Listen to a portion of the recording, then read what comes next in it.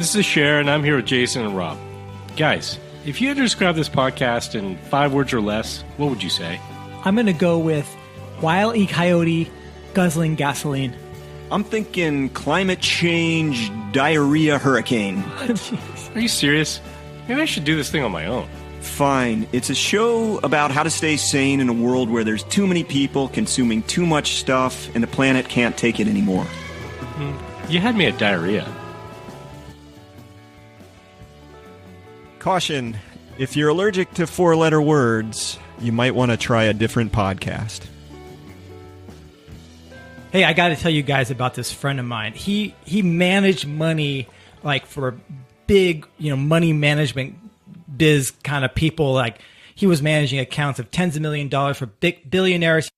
He was shorting longs in the bond market on credit default swaps. I don't think you know what you're talking about.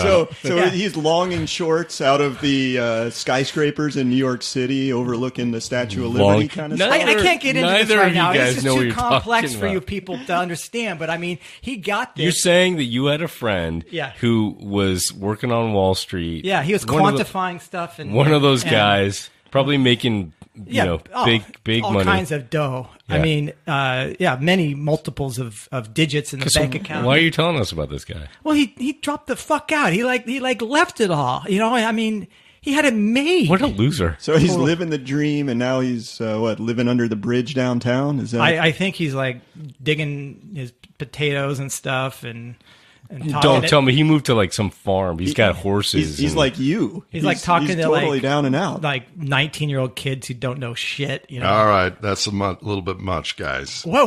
Oh, sorry, Nate. Sorry about that. I mean, no disrespect. Well, a little bit, but not too much. Well, we want to welcome Nate to the Crazy Town. Nate Hagens. Nate is Hagens. here. That's true. So he's on the board of Post Carbon Institute. So we talked to him quite a bit, and we happen to have him in the studio today. So this is a special edition of Crazy Town. So obviously we're giving you crap there, Nate, but there's some truth here, right? You were working on Wall Street and you dropped out. Yeah, I studied finance and I worked on Wall Street and I did manage money for very wealthy people. And in the process, I saw that what they were doing is trying to play the game every day and make 500 million into $1 billion. And the feelings that they got didn't necessarily make them happier or healthier. And in doing that, we were trading oil futures and natural resource related stocks. And I started reading a lot about it and realized, wow, all this depletion and cultural change and maybe limits to growth, human behavior, how are we going to interact with all this, all was happening in my lifetime. And I eventually said, I gave my clients their money back and I quit. And I took my dog across the country for 6 months with a backpack full of Herman Daly books and books on human behavior and ecology. And since then, I've been working on these things, trying to figure out the bigger story. So wait, just back it up for a second. So you're managing money for your clients, and you started looking into like oil and other resources as investment opportunities. Is that right? Yes. We were looking at crude oil investments, and I ended up spending more time reading about the history and the amount of oil there was than I was actually working on my clients' portfolios. And that was kind of a clue. You ever thought about energy before that? Never thought about energy before. I got an MBA from the University of Chicago. They never taught me where money came from or the importance of energy in our economies. It was all just financial models and representations of this stuff. So what was different about you then? Like, I mean, I'm assuming the other guys you were working with, they're also researching things, trying to figure out how to get a leg up. So like, what was it that you just started digging into trying to understand energy more, and that led you to realize it was like a depleting resource or something? I don't know what's different about me. I was just curious about why we do things and what's the goal and what's happening. And I learned about externalities, the fact that the negative impacts of what we do aren't included in our prices. And that struck me as really odd and wrong.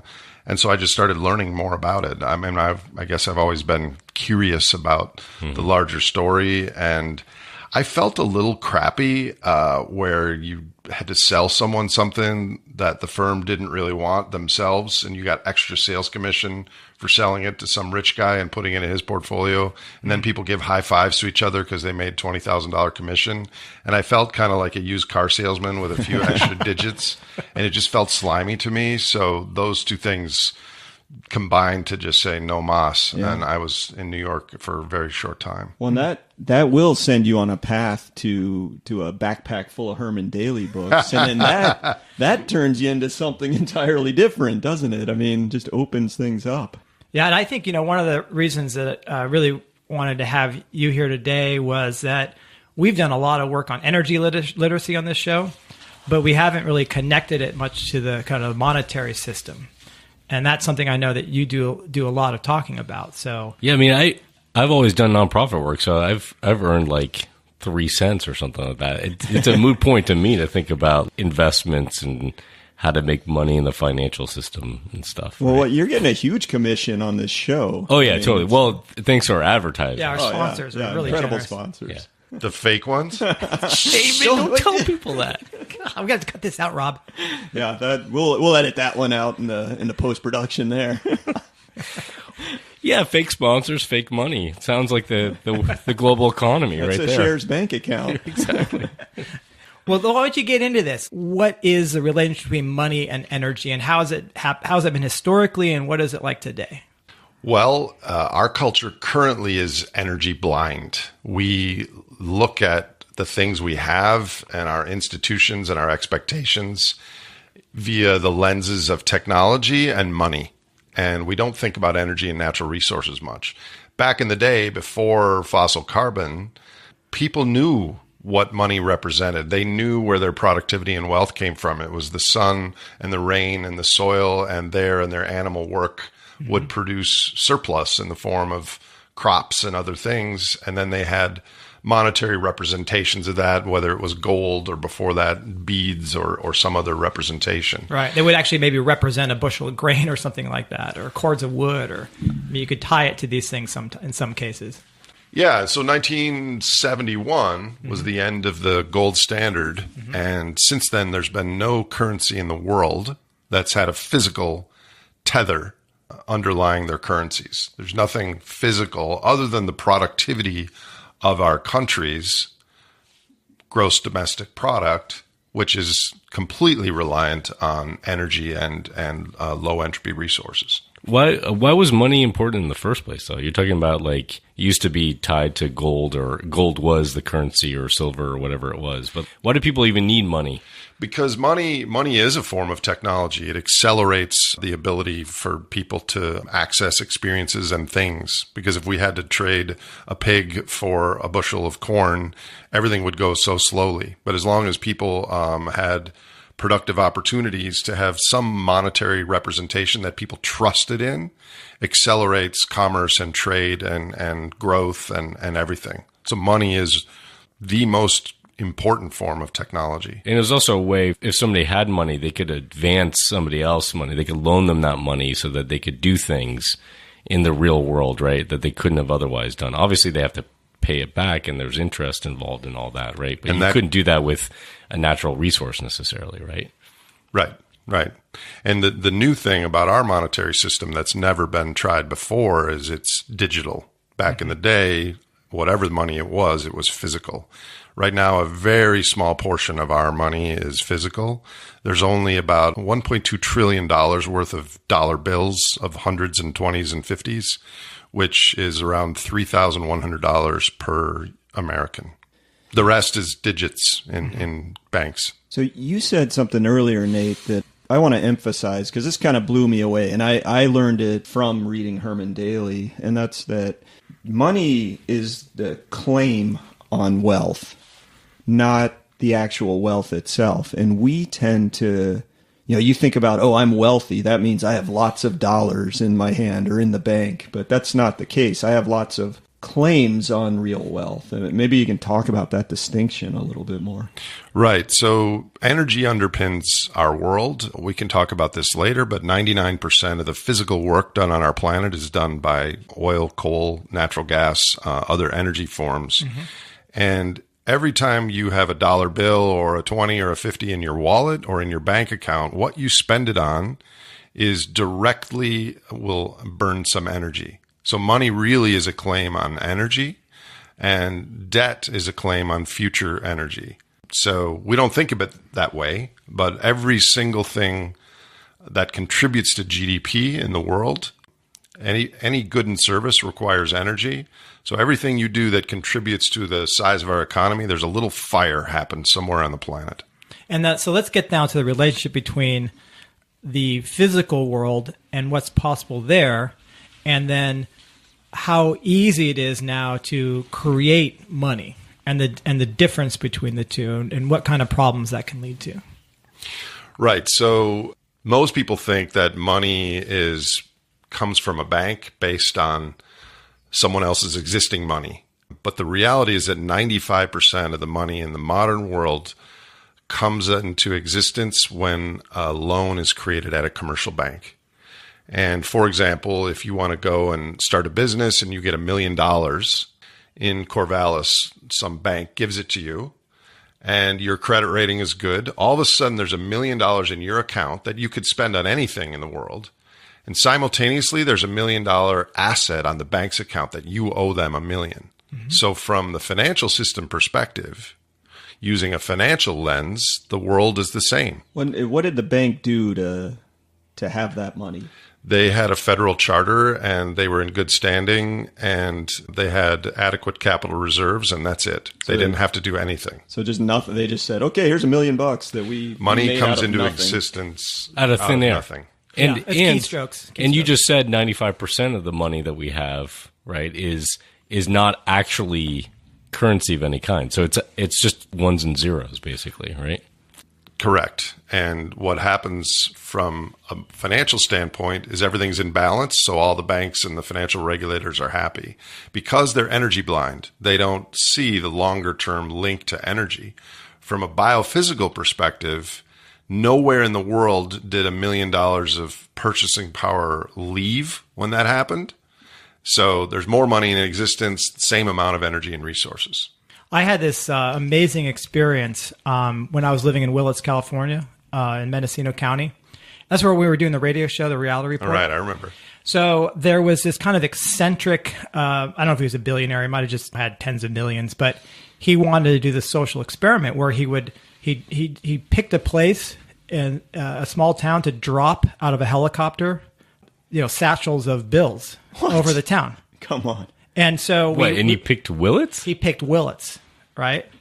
And so one day, the chopper is coming over, and suddenly, and then you see these greenbacks just sort of floating, and people are just like scooping them up. I'm elbowing my neighbor in the ribs to gain an advantage, and we just gather it up, and so suddenly, like you're saying, now I can purchase all kinds of things. It was just dumped in my lap, and now I have the ability to go out and just start buying property. I would think I would have heard about this on the You're news. full of shit, dude. Well, is this like the airplane story allegory. you told us earlier? It's a good allegory, and I got this allegory from Nate. Oh, so this happened to Nate, huh, in his town? Is that what you're saying? No, but it's this idea that money just sort of can fall on us in a sense in our society without anything in the real world being created, but then we can suddenly make claims on these real world resources, and it really changes the behavior of people. They feel rich. They feel like they can consume. I do want to just put a pin in this for 1 second and point out that okay, obviously that doesn't happen. What you described, it's Price is it's Right, an allegory, Jeopardy? but yeah. But it does happen on, in various ways in people's lives, but it doesn't happen equally, right? No, it doesn't. That's why our town got it, but not your town didn't. Right. And there are a lot of people who've not benefited from the opportunity of having cheap credit, provided to them. Jason elbows me in the face all the time, and he's good at it. Like he would easily outcompete most of the population gathering dollar bills out of the sky. It actually is a pretty good representation of what's happened since the global financial crisis. Right. The world's central banks have effectively been these helicopters, and the Main Street have not been the people that's received the drop of the money. They're dumping it in lower Manhattan, not in Willits, California. That is right? pretty much what happened. From 2009 at the bottom of the recession until 2013, and I don't remember the data since then, the economy grew, recovered during those 4 years. But 100% of the growth went to the top 5% of income earners. So at that point, 95% of the people were still in recession right. relative, but the whole economy was quote unquote growing. But the more important point is that during that time, we've accessed shale oil, more expensive, more environmentally sensitive energy plays. Mm-hmm. And so, yes, there's plenty available for now, but we've used the next more expensive tranche of our energy just because of this helicopter money globally. So things are much more precarious than they were during the Great Recession. And we had all these helicopters around the world, especially China and Europe and Japan and the United States, creating extra claims on a declining amount of low entropy, cheap resources. This relationship between money and energy and resources is really interesting because, as you said, it used to be that there was a relationship there, right? Between money is backed by some kind of resource. We got rid of that, right? And now we can create money out of thin air. But as you're saying, it almost inevitably does come back to then drawing down real resources, which are finite, right? So debt doesn't have to be a bad thing. If you have a great business opportunity that were prevalent in the 20th century, you need to borrow money because you need access to capital and labor and equipment. And then you have a product that you sell at a profit. But what's happened in our country is I was born in 1965. Every year since I was born till today, we've grown our debt more than we've grown the size of our economy. And it's getting worse. And globally, this is at a ratio of 0.3, this concept of debt productivity. So America, our economy right now is strong, the people in government say. The last 12 months through the end of last year, we grew the economy by $530 billion, larger than the year before. That's great. More jobs, more goods and services. But in order to do that, we borrowed an additional $1.4 trillion to make that happen. So that's the ratio. So we create 3 times more debt than we get in annual productivity. Almost 3. Okay. And other countries like China are much higher than that, 7 or 8 times more debt creation versus the size of their economy. So it is really the story of our era, this relationship between our financial representations of what we think we own and what our underlying biophysical capacity is. I think this is going to be really important in the coming decade, as this recalibration of these two major themes happens. But that's really only an issue, right, if that debt can't be serviced. I mean, it requires the economy to grow, right? So as long as the economy can grow, then that debt can get serviced, right? And you can just keep the game going for a while longer. But as you said, we're depleting resources. It comes back to that energy and other natural resources. Well, yeah, and the other natural resources are important, as you know, Asher, because what's the carbon footprint of quantitative easing and this helicopter money? Right. Which is not something that we consider because most people don't understand what money is. Mm-hmm. But from the perspective of the dolphins, the response to the global financial crisis in 2008 was suboptimal. Right.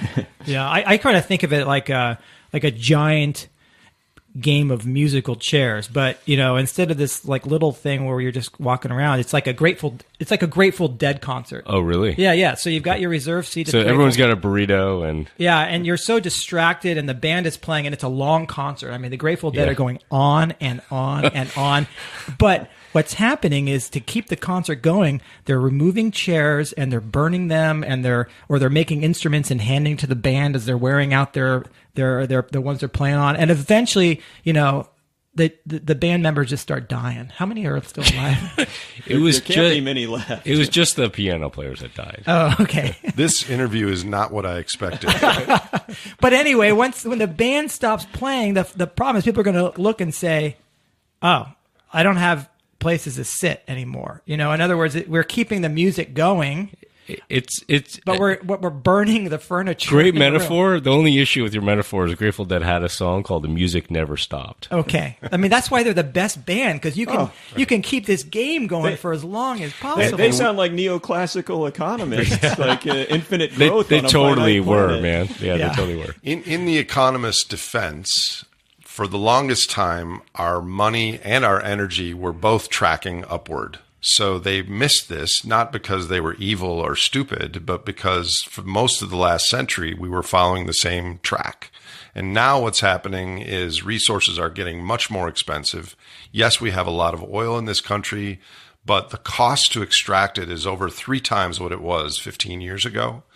So now the financial representations of what we think we own are going straight line up, whereas our resources, while plentiful, are getting more costly. And so we're trying to get energy services, which is, heat and shelter and food and healthcare and all the things that we need in our life to everyone. Yeah. And that's becoming more and more difficult. So we're kicking these cans, mostly using these financial representations of reality. What's the bottom line? Is we've been living beyond our means for more than a generation. There's a bill to be paid that's probably coming in the next decade. Doesn't have to be a disaster. We still have way more energy than our bodies and our infrastructure and our happy lifestyles and communities need, but there's probably a haircut on the horizon. But you're just talking about the sort of financial repercussions of that, or the economic repercussions of that, which obviously are severe, and I think are the thing that most people are concerned about, frankly, right? But there's also the environmental. You talked about the dolphins, but you think about climate change, right? So what a clusterfuck. Here we are, like pouring more money out into the economy, dropping money out of helicopters, which leads to unprofitable businesses like fracking to go after energy. Then we crow about it because we've just grown our energy production. We're becoming more energy independent, blah, blah, blah, right? But meanwhile, we're worsening climate change, depleting fresh water, creating health risks, and the cost of that stuff. We want to party on. We're already feeling it. We're going to feel it for millennia. I think what you said before about the economists missing the point, I think they missed that point too, or at least now they're just trying to rationalize it. I mean, didn't Nordhaus win the Nobel Prize for his model that says, don't worry about climate change? An accurate depiction of reality will never come from within the field of economics. They have their status and too much at stake. There's going to have to be a crisis and some new ideas on the table before this reality is recognized. Well, that's the thing. Interesting point to get to is I feel like, and this is the point you make often, Nate, is individuals get this story. Or can get this story. But then once they step into their role as a social animal, it becomes really hard for them to have this conversation and move the institutions they're a part of. Can you give us some examples of that in your life? Yeah. So at least Jason and Asher, I've known you guys for a long time. We worked at Post Carbon Institute. We worked at the Oil Drum, trying to warn society about a complex, abstract future risk that's a little threatening. It's a little scary. There's not immediate things we can do. And no one on TV or in my the elites of whatever my tribe is are saying these things. So we've struggled with this message because it doesn't peg the high meters of what the brain wants to hear. What I've found recently is the real world is catching up to our narrative. And so I meet with politicians, with mayors, with CEOs of Fortune 500 companies, and over a few beers at dinner, they'll completely agree, maybe not to the same percentages that I'm laying out of these risks, but they completely agree with these risks. Yes, I see that. I see the relationship between money and energy. I see what we're doing to the environment. And yet, when they have their job descriptions of CEO or mayor or county planner or small business owner, they can't see that risk because it's not part of the institutional framework or the political job description. So it's really, we're at this real liminal space where as individuals we can understand these things. But since our species, our culture is so social, as you point out, we use social sorting mechanisms to solve physical world problems.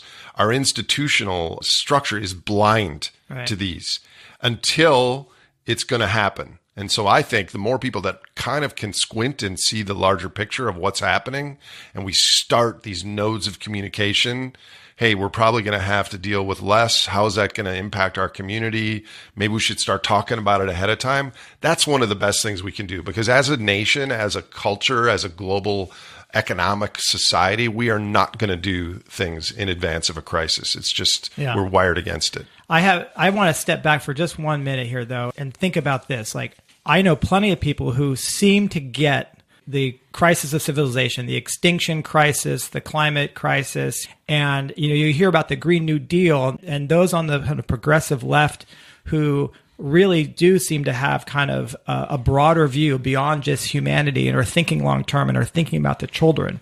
One of the fixes they're putting forth is modern monetary theory and the idea that we can find all the money we need to pay for a just transition.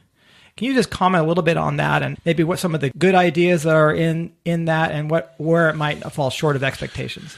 Right. So modern monetary theory, in the news they refer to as MMT, is basically the fact that a sovereign entity that prints its own currency can never default, can never go bankrupt. And therefore, it's better for a government to spend on things, and that spending benefits the economies.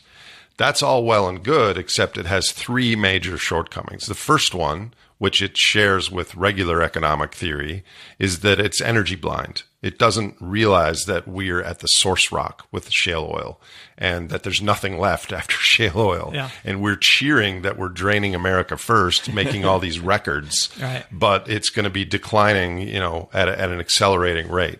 So it doesn't recognize the energetic and material underpinnings of economic growth. Secondly, while it's true we can't default, what we can do if we continue to spend with nothing backing it, with the productivity that supports more spending, is that other countries or people that support our debt will start to lose trust in our currency. And it's not just the United States, it's other countries as well. And then third, which is what we foreshare that we care about, but is not in our economic system, is what is the impact on other species and other generations that we create money to spend right now on a finite amount of source and sink. And the sink capacity is directly impacted by MMT.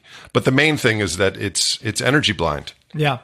I think a lot of proponents don't think that they're energy blind, in the sense that, like, if you look at the Green New Deal, for example, they are trying to address social concerns, social crises, and, in their view, environmental and energy crises simultaneously, right? And I think it is based on a belief that this energy transition to renewable energy is technologically possible, that in fact, I think that there's an assumption that that there aren't limits to how much energy that we could produce, and the benefits that energy then provides. We just got to switch to renewables. Right. In fact, there's more sun that hits the earth in a minute than we consume in a year, whatever the numbers they like to throw out are.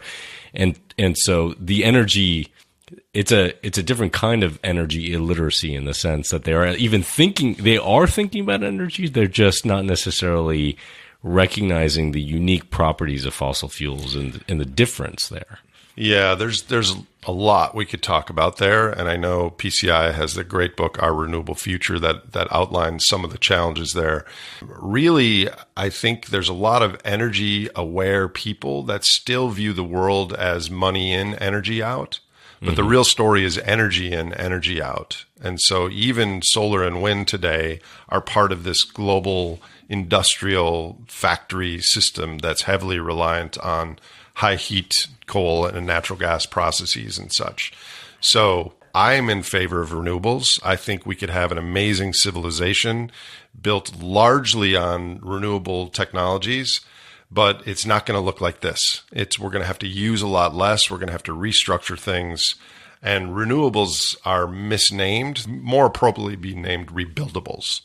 An oak tree is renewable. A chicken is renewable. Solar panels and wind turbines are rebuildable in 20 or 30 years with some infrastructure. Damn it. I put 2 on the roof, and I thought I was going to get another one in about 10 years' time. What the hell? Well, Wes Jackson and Robert Jensen, these 2 great thinkers, and we can talk more about them, they have a paper that they wrote recently where they basically talk about how a farmer has never woken up in the morning, gone out to the barn and see that their tractor gave birth to another tractor. You know? Right. No, that's right. And all that stuff requires energy and materials. And we have to ask ourselves at this time, are we putting aside seed corn for some future that we can envision that would be positive for all these entities? And the answer right now is not. We're kicking the can in order to keep our current system going as long as we can. And you know what? We're going to do that until we run out of cans. Well, one of the things that I appreciate, well, first of all, let me just say thanks, Nate, for going around and telling the story and getting people to understand what our predicament is.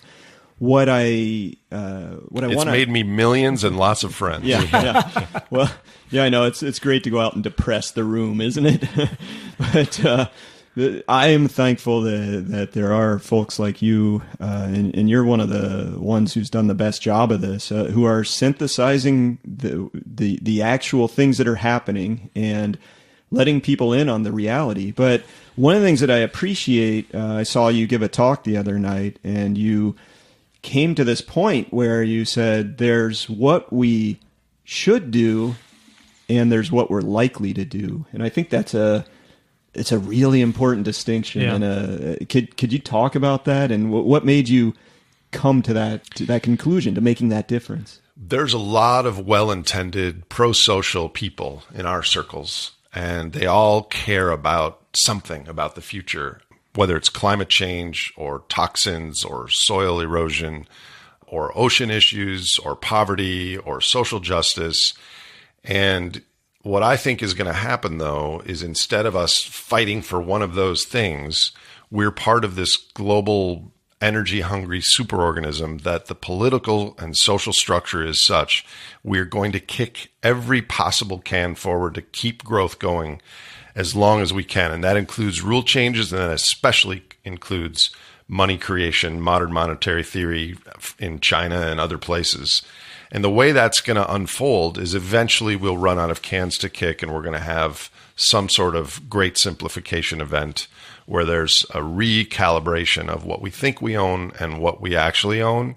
And that is going to be the kind of tsunami event where we're going to have to respond to. So I think rather than what we should do to have a carbon tax and save the climate and social equity and all those issues, we're going to have to respond to this event, I think, in the next decade. And that's going to mean look in your community and look around. Everyone's going to be making 30% less. What would happen? What's going to happen in your town, in your family?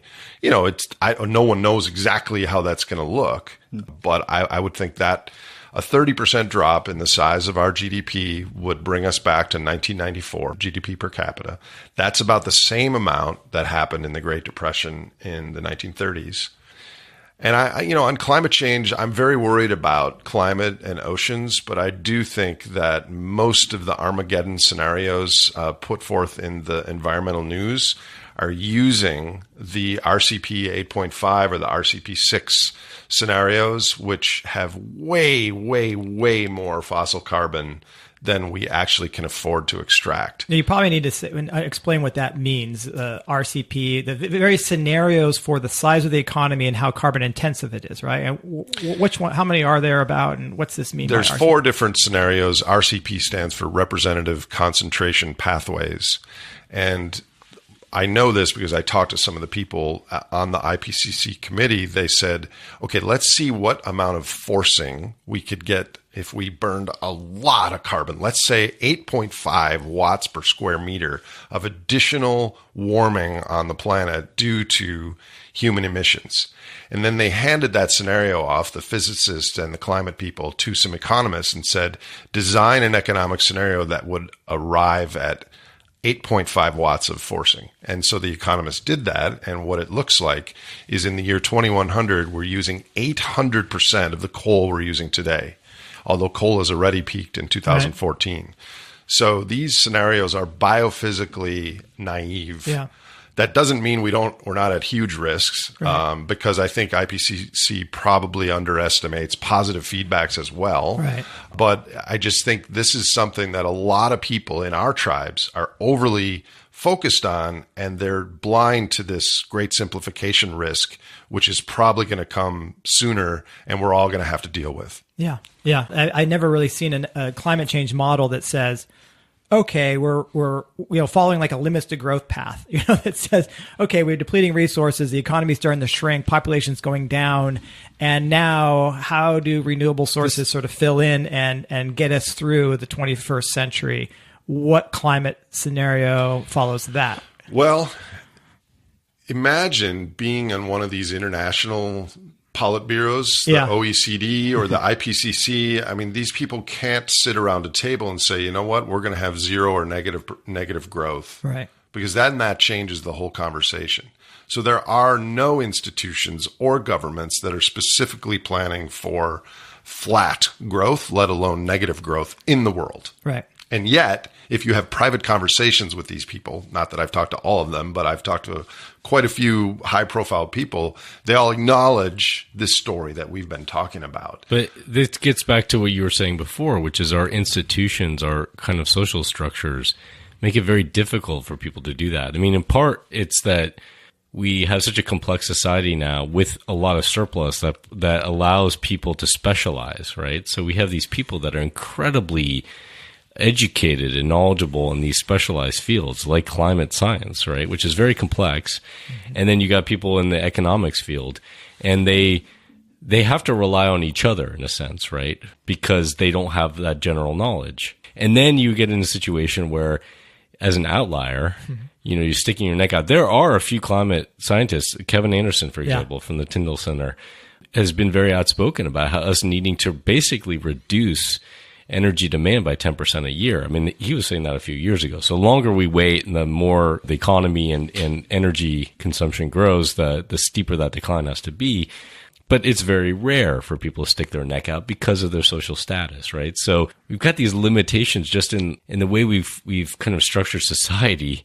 Part of it's just based on deep human behavior, but we need to be part of a tribe. We don't want to be ostracized or outcast. I mean, that's what keeps you kind of in line. So we're all locked in on these, like, you look at all these models, all of the RCPs are, even the one that is, a lower degree of warming, have these assumptions about high economic growth and high energy demand growth. Yeah, there is no way that we're in a market democracy going to demand less.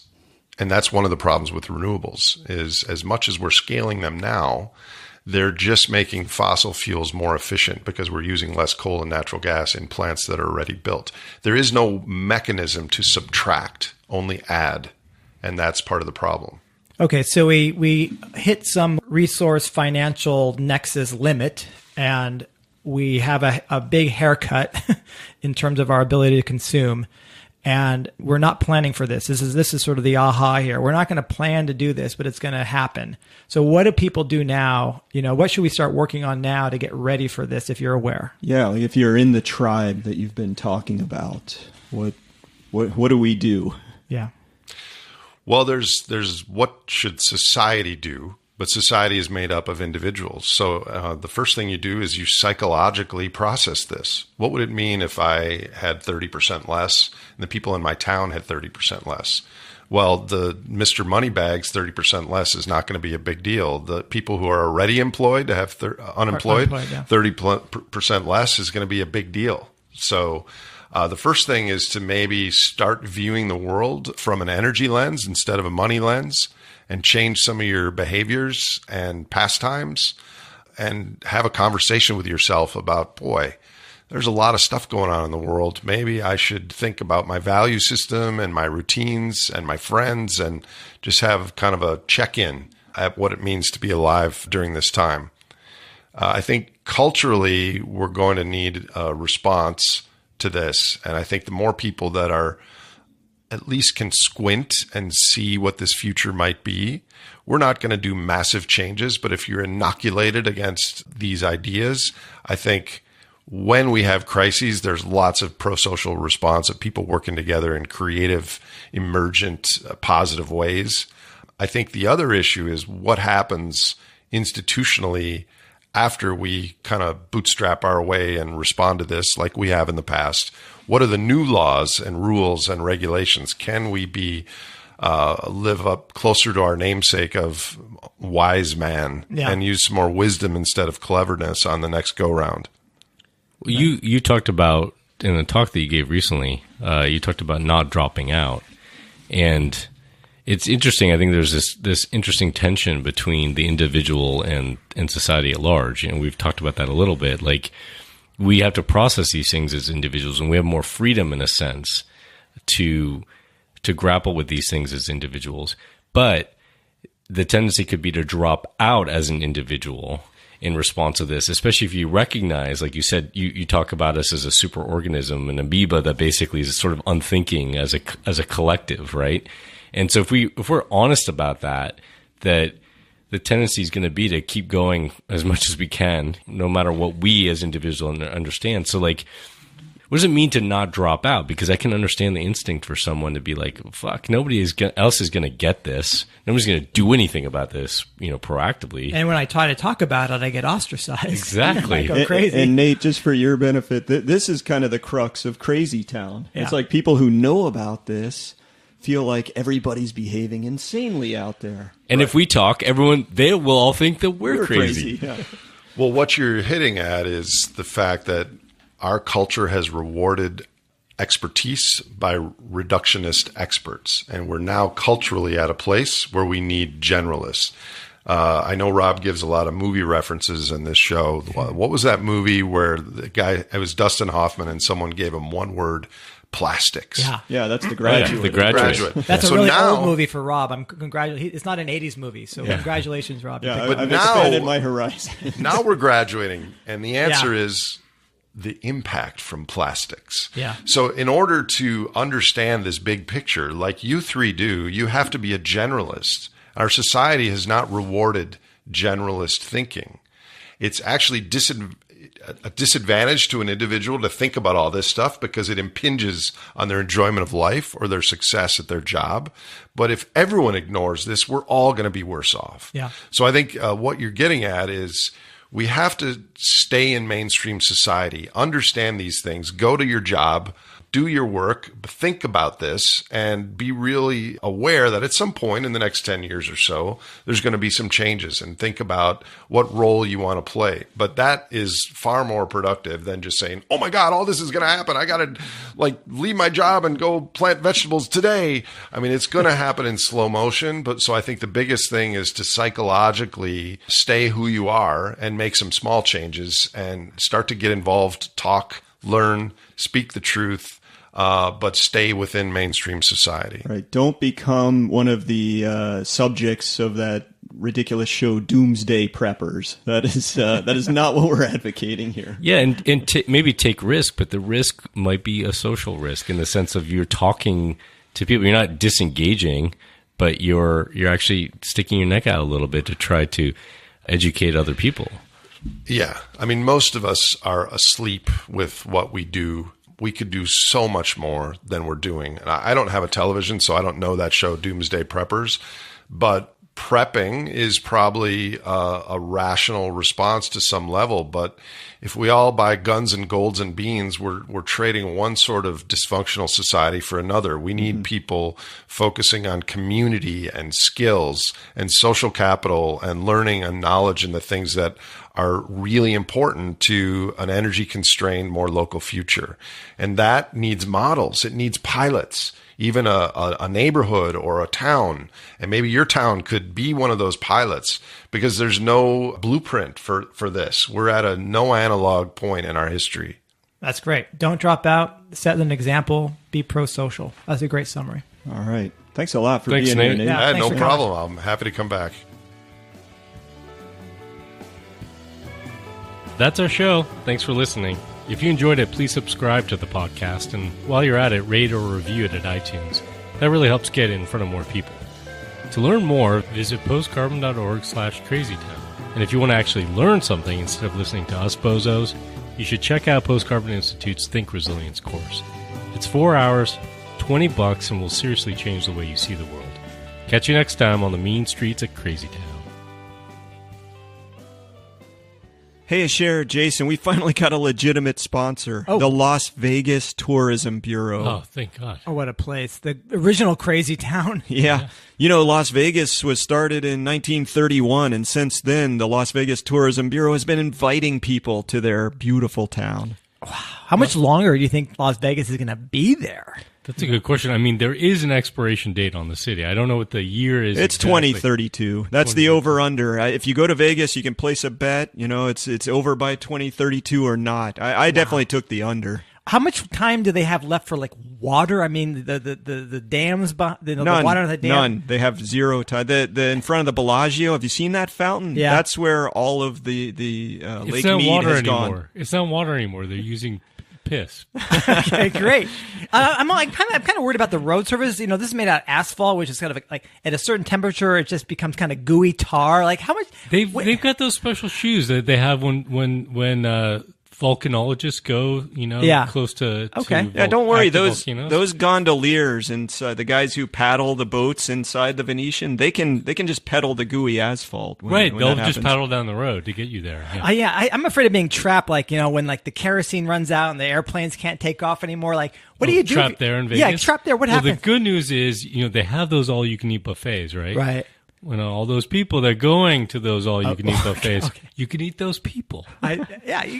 Okay, I think we have really sold many trips to Vegas. Get there before it's too Show why late, you folks. can't. Yeah. Do it Thank now. you to the Las Vegas Tourism Bureau.